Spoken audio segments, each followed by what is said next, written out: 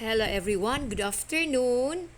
Yan guys, magluto naman tayo ng pork giniling ngayon guys. Meron tayo ditong carrots, at meron tayong patatas, at saka red bell pepper guys. At meron din tayong red onion. Katapos meron tayong garlic, at saka pineapple chunks.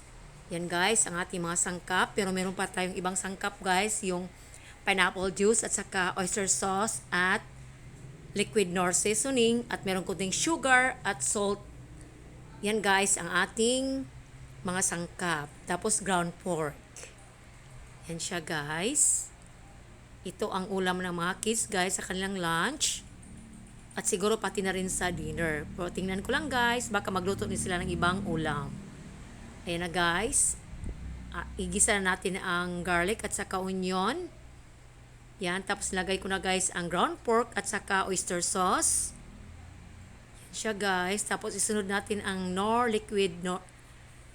liquid seasoning guys. Yan siya guys kasi isa yan sa nagpapasarap ng ating pork giniling.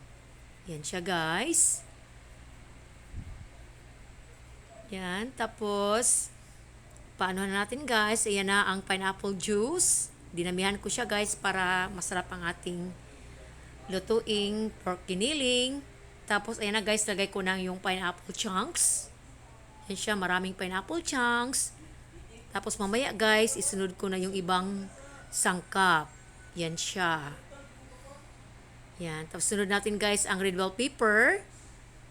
Yan. Tapos mamaya isunod natin yung patatas at saka carrots. Yan siya guys. Yan na, isunod ko na yung carrots at saka patatas. Yan siya. Tapos dapat half cook lang guys, wag natin i-overcook yung vegetables. Yan, para masarap ang lasa ng ating pork giniling. Yan na guys, lagyan ko siya ng tomato sauce. Yan. Tapos mamaya guys, lagyan ko siya ng kunting sugar. Tapos salt. Yan. Yan na guys, malapit nang maluto ang ating ground pork. Pork giniling. Yan, pork giniling pala guys. Yan siya. Yan, thank you for watching.